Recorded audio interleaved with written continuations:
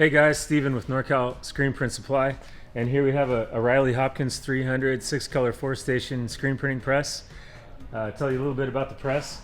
Comes stock with aluminum Platens. These are very nice, very rigid, will not warp like wood Platens will.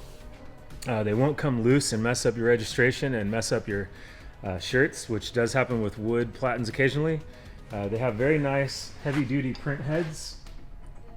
That comes stock with micro registration, and these are totally wrenchless. So what I mean by that is you can loosen the print head right here with this, and you can use your micro registration to dial in your print. So you can see the print head is moving ever so slightly with this micro registration, and that's how you register multicolor prints. Very easy to use.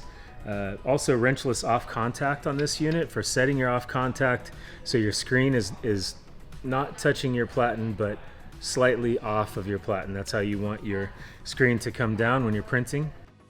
Awesome press for the money.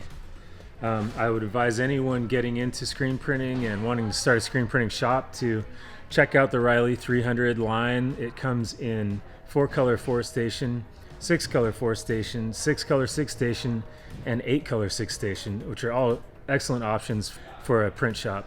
So thanks for watching. Check us out on our website, www.norcalsps.com.